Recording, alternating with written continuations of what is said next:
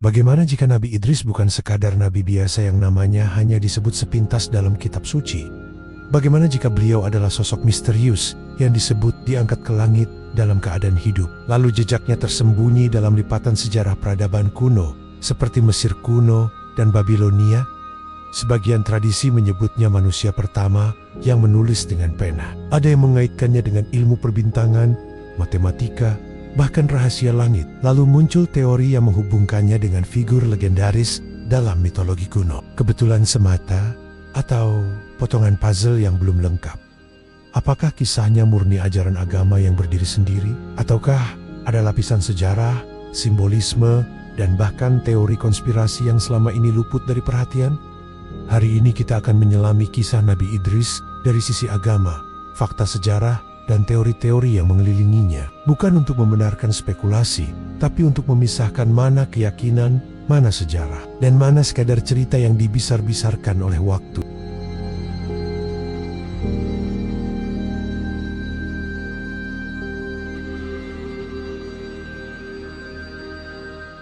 Dalam Islam, Nabi Idris alaihissalam adalah salah satu nabi awal yang disebut secara khusus dalam Al-Quran dengan gambaran yang sangat kuat. Beliau dikenal sebagai sosok yang sangat jujur dan terpercaya, seorang nabi yang memiliki kedudukan tinggi dan disebut diangkat ke tempat yang tinggi oleh Allah.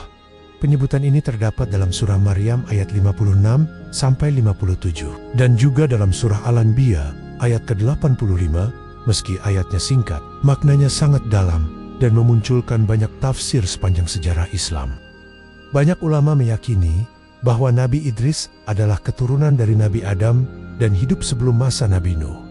Artinya, beliau berada di generasi awal umat manusia, di masa ketika peradaban belum berkembang seperti sekarang. Namun justru disitulah letak keistimewaannya. Dalam sejumlah riwayat, Nabi Idris disebut sebagai manusia pertama yang menulis dengan pena, seorang yang memahami ilmu perbintangan, ahli dalam hitungan, bahkan mengajarkan manusia menjahit dan membuat pakaian. Sosoknya sering digambarkan bukan hanya sebagai pembawa wahyu, tetapi juga sebagai pelopor ilmu dan keteraturan hidup.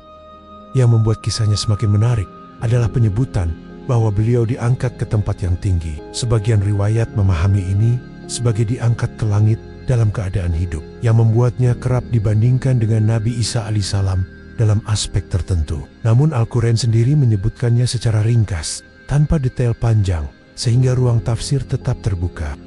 Dari sini terlihat bahwa Nabi Idris bukan sekadar figur sejarah yang disebut sepintas. Ia berada di persimpangan antara wahyu dan peradaban, antara spiritualitas dan ilmu pengetahuan. Sosok yang dalam tradisi Islam dihormati sebagai nabi, tetapi dalam pembacaan sejarah sering dikaitkan dengan awal mula berkembangnya ilmu dan kebudayaan manusia.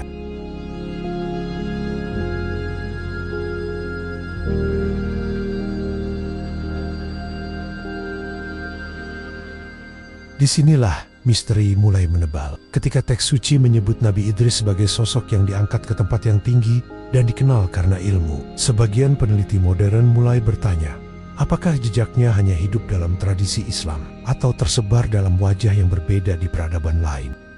Dalam tradisi Yahudi dan Kristen, ada figur bernama Enoch atau Hanok. Ia disebut hidup sebelum banjir besar pada masa Nabi Nuh. Ia dikenal sebagai pribadi saleh yang berjalan bersama Tuhan dan kemudian diangkat tanpa mengalami kematian seperti manusia biasa. Pola ceritanya terasa akrab, hidup sebelum banjir, sosok yang saleh, diangkat oleh Tuhan. Kesamaan ini membuat banyak sarjana berhipotesis bahwa Idris dan Enoch mungkin merujuk pada figur historis yang sama, yang diwariskan melalui tradisi lisan dan tulisan yang berbeda. Namun misteri tidak berhenti di sana. Di dunia Helenistik, muncul nama Hermes Trismegistus, sosok legendaris yang dianggap sebagai bapa kebijaksanaan kuno. Dalam teks-teks Hermetika, ia digambarkan sebagai penguasa ilmu langit dan bumi, ahli astronomi, matematika, dan rahasia kosmos. Ia dihormati bukan hanya sebagai filsuf, tetapi sebagai penghubung antara dunia manusia dan dimensi ilahi. Dalam perkembangan selanjutnya, Hermes bahkan disamakan dengan dewa kebijaksanaan Mesir, Thoth, penjaga tulisan, dan pengetahuan. Di titik inilah benang-benang peradaban mulai bersilangan. Sosok saleh yang hidup sebelum banjir, figur yang dikaitkan dengan ilmu pengetahuan awal, tokoh yang diangkat atau memiliki akses ke dimensi langit. Apakah semua ini kebetulan naratif yang muncul secara terpisah dalam budaya berbeda? Ataukah ada satu figur sejarah nyata yang kisahnya menyebar, berubah nama, dan bertransformasi mengikuti bahasa serta mitologi tiap peradaban? Sejarah tidak selalu memberi jawaban tegas. Kadang, ia hanya menyisakan pola, dan pola itu, seperti bintang di langit kuno yang dulu dipelajari manusia pertama, membentuk rasi yang bisa ditafsirkan dengan lebih dari satu cara.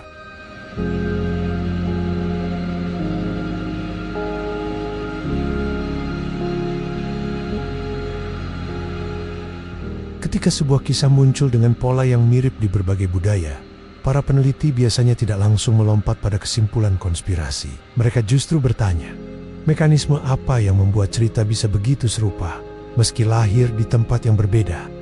Salah satu penjelasan yang sering diajukan adalah konsep arketip universal. Hampir setiap peradaban memiliki figur guru langit atau manusia bijak yang memiliki akses pada pengetahuan ilahi. Sosok ini sering digambarkan sebagai pembawa ilmu, penuntun moral, dan dalam beberapa kisah diangkat ke surga atau menghilang secara misterius. Dalam psikologi budaya, pola seperti ini dianggap sebagai kebutuhan simbolik manusia untuk mempersonifikasikan kebijaksanaan tertinggi dalam satu tokoh sentral.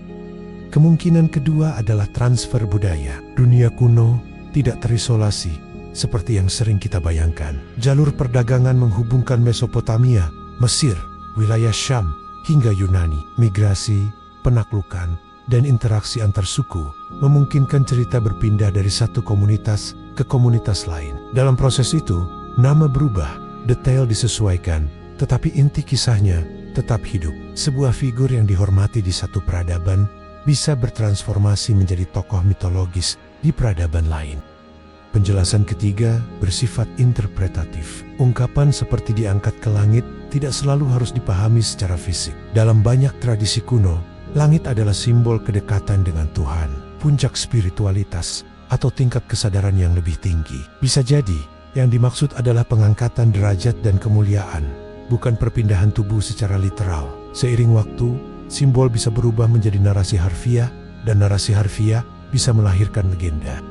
Pada akarnya, kemiripan kisah di berbagai budaya tidak selalu berarti satu sumber tunggal, tetapi juga tidak menutup kemungkinan adanya figur sejarah yang jejaknya menyebar luas. Di antara arketip, perpindahan budaya, dan simbolisme, kisah itu tetap bertahan, seolah menolak untuk dilupakan.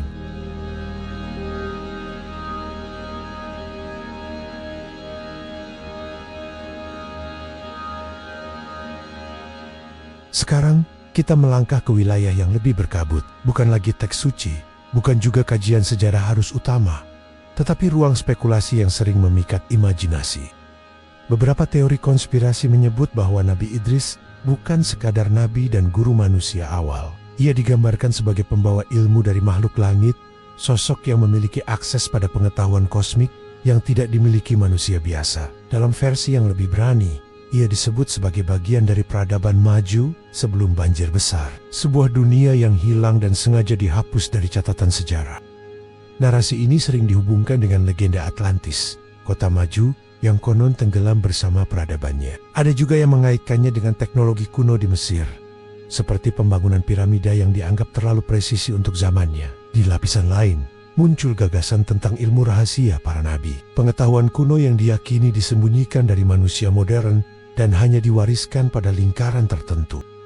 Kisah-kisah ini terdengar dramatis. Ia menyatukan banjir besar, peradaban hilang, ilmu bintang, dan figur nabi dalam satu narasi epik. Namun, penting untuk menempatkannya secara proporsional. Hingga saat ini, tidak ada bukti ilmiah kuat yang mendukung klaim-klaim tersebut. Sebagian besar teori itu bersumber dari interpretasi bebas di literatur esoterik atau spekulasi modern yang mencoba mengisi celah antara mitos dan sejarah. Mereka menarik, memancing rasa ingin tahu, tetapi belum berdiri di atas pondasi data arkeologis atau kajian sejarah yang mapan. Di titik ini, kita dihadapkan pada pilihan, menikmati teori sebagai eksplorasi imajinatif atau menuntutnya sebagai fakta. Sejarah dan iman memiliki ruangnya masing-masing, dan kadang misteri tetap menjadi misteri, bukan karena disembunyikan, tetapi karena memang belum ada bukti yang bisa membawanya keluar dari bayang-bayang.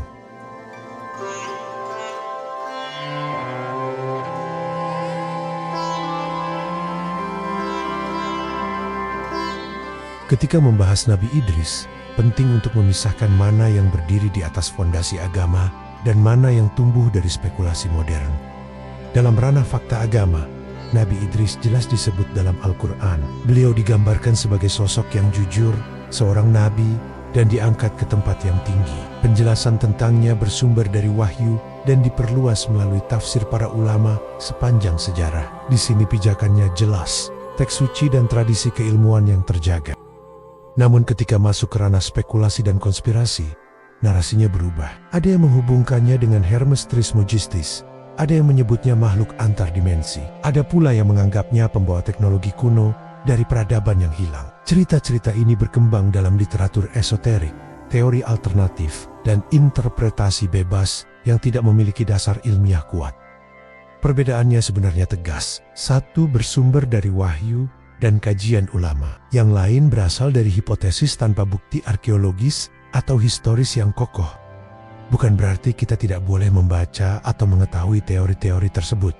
Tetapi penting untuk memahami posisinya. Fakta agama memberi kita pondasi keyakinan, sementara teori konspirasi memberi kita cerita yang menarik, namun belum tentu benar.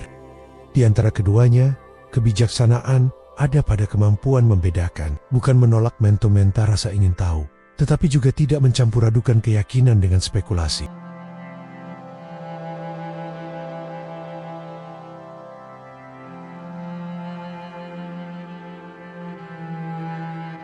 Dibandingkan banyak nabi lainnya, kisah Nabi Idris dalam Al-Quran memang sangat singkat. Tidak ada narasi panjang tentang kaumnya, konflik besar, atau dialog dramatis. Hanya beberapa ayat yang padat, kuat, dan penuh makna. Justru karena itulah ruang imajinasi terbuka lebar. Ketika informasi sedikit, manusia cenderung mengisi kekosongan dengan tafsir. Kita tidak nyaman dengan ruang kosong dalam cerita. Kita ingin detail, ingin kronologi, ingin latar belakang yang lengkap. Dan ketika teks suci memilih untuk tidak merincinya, sebagian orang merasa terdorong untuk mencari jawabannya di luar sumber utama. Disinilah misteri tumbuh. Kalimat seperti diangkat ke tempat yang tinggi terdengar puitis, sekaligus penuh teka-teki. Apakah itu makna spiritual, fisik, karena Al-Quran tidak menjelaskannya secara rinci. Tafsir berkembang, dan di luar itu, spekulasi pun ikut bermunculan. Namun ada sisi lain yang sering terlupakan. Tidak semua yang singkat berarti kurang penting. Kadang justru yang tidak dijelaskan panjang lebar adalah ujian bagi manusia. Apakah kita fokus pada pesan utamanya atau terjebak pada detail yang tidak menjadi inti? Dan memang, manusia selalu tertarik pada misteri. Kita tertarik pada yang samar, pada yang tersembunyi, pada yang belum selesai. Misteri memberi ruang bagi rasa ingin tahu. Tapi kebijaksanaan mengajarkan kita untuk tahu batas antara rasa ingin tahu dan asumsi. Mungkin sosok ini terasa misterius bukan karena kisahnya sengaja disembunyikan, tetapi karena kita hidup di zaman yang haus detail. Sementara wahyu sering berbicara dengan cara yang padat dan cukup.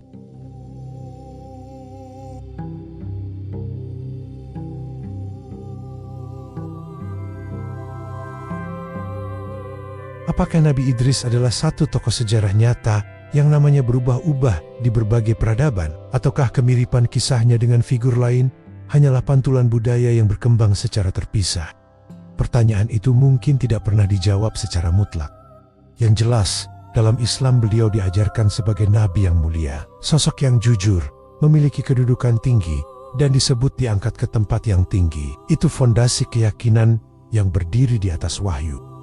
Di sisi lain, sejarah memang mencatat adanya figur-figur bijak di berbagai budaya, tokoh yang dikaitkan dengan ilmu langit, kebijaksanaan, dan kedekatan dengan yang ilahi. Kemiripan itu nyata sebagai fenomena budaya, meskipun penjelasannya bisa berbeda-beda.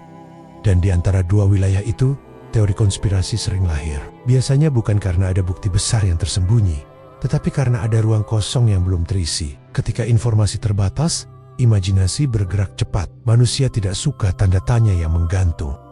Pada karnia yang menentukan bukan hanya data, tetapi cara kita memahaminya. Mampukah kita membedakan antara iman yang bersumber dari wahyu, sejarah yang bersandar pada bukti, dan imajinasi yang tumbuh dari rasa ingin tahu? Karena mungkin kedewasaan bukan terletak pada seberapa jauh kita mengejar misteri, tetapi pada seberapa bijak kita menempatkan batas antara keyakinan, penelitian, dan cerita.